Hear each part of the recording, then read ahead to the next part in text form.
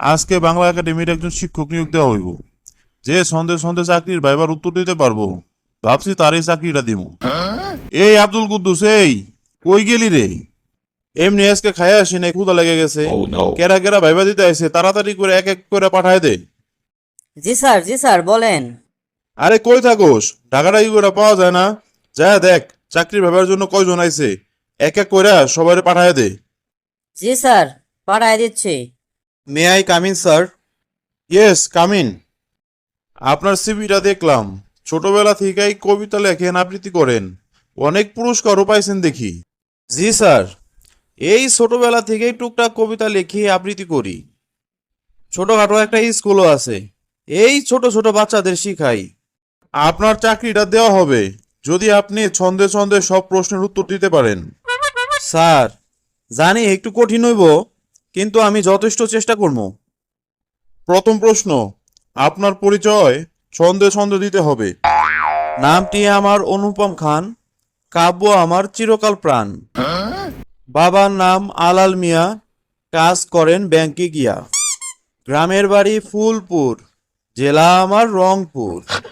বাহ, ছন্দে ছন্দে দিলেন আপনার পরিচয়, চাকরিটা আপনারাই দিতে মনে কয়।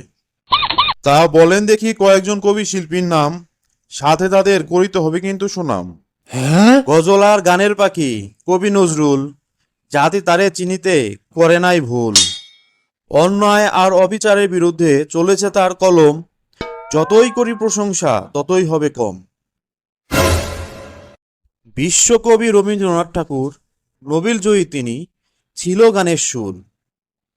তার কলমে ছিল অনেক জাদু, তাই তো আমি তারে ডাকি দাদু। আধ্যাত্মিক শিল্পী ছিল লালন সাই, তার গানে আমি যেন প্রাণটা ফিরে পাই। Oh no. খাঁচার ভেতর অচিন পাখি কেমনে আসে যায়, লালন শাহের এই গানটি আমি বেশি বেশি গাই। বাহ বাহ বাহ, মার হাবা মার হাবা। কবি শিল্পী জ্ঞান আপনার দেখি অনেক ভালো, আপনাকে শিশুরা পেয়ে পাবে জ্ঞানের আলো।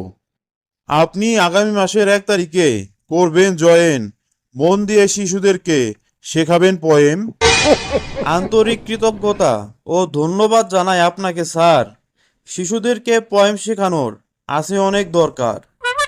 মন দিয়ে কবিতা আর ছন্দ শেখাবো, শপথ নিলাম আজ। কবিতা আর ছন্দ শেখানোই হবে আমার সারাদিনের কাজ। স্যার, তাহলে আমি বাড়ি ফিরে যাই আজ, আগামী মাসের 1 তারিখ থেকে করিব শুরু কাজ। চা কফি কিছু খেয়ে যান আজ, আগামী মাসের 1 তারিখ থেকে না হয় শুরু করিবেন কাজ। স্যার, আপনাকে বলিতে নাহি লাজ, চা কফি আগামী দিনের জন্যই জমা থাক। আগামী মাস থেকেই তো হবে প্রতিদিনই দেখা, কপালে যদি আমার চাকরিটা থাকে লেখা। শিশুদের কাব্য শেখাতে স্যার আমি অনেক ভালোবাসি, আজকে তাহলে স্যার আমি আসি।